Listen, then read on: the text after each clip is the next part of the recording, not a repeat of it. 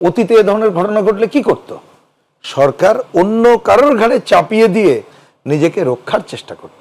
আমি দেখতে পাচ্ছি অনেক সময় এই সরকারও তাই করছে। আমাদের একজন স্বরাষ্ট্র উপদেষ্টা নাকি আছেন, আমি নাকি বললাম কারণ তার ভূমিকা কি এটা নিয়ে তো এখন তো খুঁজেই পাওয়া যাচ্ছে না। বিবিসির সাংবাদিক যখন তথ্য উপাত্ত হাজির করলেন যে অপরাধের প্রবণতা বেড়ে গেছে, তিনি বললেন না, আগের মতো বাড়ে নাই। আমাদের একটা কি বলে দুঃসহ অবস্থার মধ্যে ছিলাম।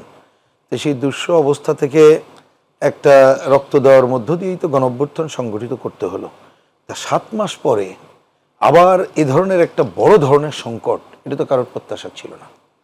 তাহলে একেবারে সহজ অঙ্ক, তাহলে 7 মাস যারা দায়িত্ব পালন করছে, এই আন্দোলনকারী সব রাজনৈতিক দল এবং সবার সমর্থন নিয়ে, তাহলে এ দায়িত্ব তাদের।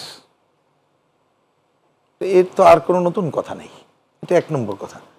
2 নম্বর, এটা একেবারেই দায়িত্ব নিয়ে, এটা আমার ধারণা হাবিব ভাই আরও ভালো বলতে পারবেন, সবাই বলবেন। একটা সরকার, সে যদি মনে করে সরকার মানে তো একটা ব্যক্তি না, তার কতগুলো ভূমিকার ব্যাপার, তাহলে এই ধরনের ঘটনা লাগাতার ঘটতে পারে না।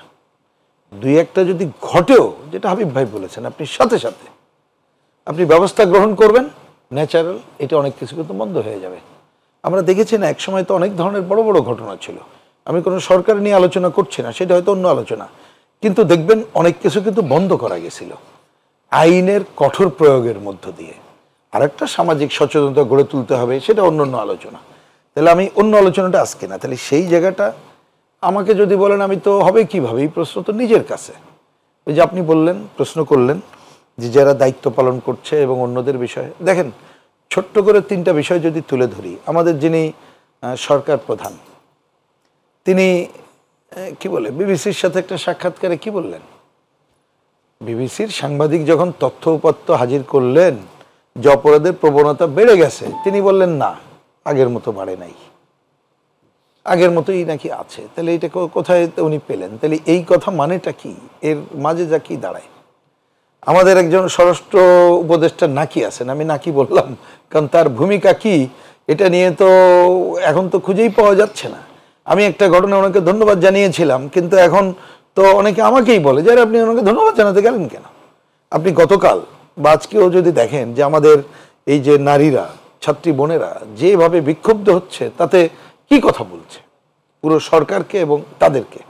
তো যাই হোক, ওটা বাদ দিয়ে আমি তার কথা বলি। আপনি দেখেন, উনি যখন বললেন যে আইন শৃঙ্খলা পরিস্থিতির উন্নতি হচ্ছে, পত্রিকায় এই বক্তব্য যখন আসলো, একই সাথে পত্রিকার পাতা জুড়ে খুন, ধর্ষণ, নানা ধরনের ঘটনাই আমরা দেখলাম। উপদেষ্টা পরিষদের একটা সিদ্ধান্ত আরেকজন উপদেষ্টা আমাদেরকে জানালেন যে আমরা আর এই মব আর কি নাকি ওনারা টলারেট করবেন না।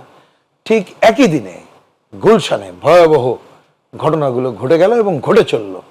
তাহলে ওনাদের কি? তো এখন এই যদি সরকারের বক্তব্য হয়, তাহলে এর প্রশ্রয় কারা পায় আপনারা দেখেন। তাহলে সরকার এটা কি পারে না? কারণ জনগণ তো আছে তার সাথে, তার কি নাকি কোশ্চেন ওঠে সরকার না অন্য কেউ? আবার দেখবেন অতীতে এ ধরনের ঘটনা ঘটলে কি করত? সরকার অন্য কারোর ঘাড়ে চাপিয়ে দিয়ে নিজেকে রক্ষার চেষ্টা করত। আমি দেখতে পাচ্ছি অনেক সময় এই সরকারও তাই করছে। তার মানে প্রথমে তো তাকে স্বীকার করতে হবে যে এই সংকটগুলো আছে, দ্বিতীয়ত তার যদি ব্যর্থতা থাকে সেটাও স্বীকার করতে হবে। আর ব্যর্থতা স্বীকার করে রাজনৈতিক দলগুলো অন্যদেরকে আস্থায় নিয়ে বিকল্প পথ বের করতে হবে। আর যদি সেটা না করতে পারে, তাহলে তো তার আর থাকার কোনো অধিকার থাকবে না।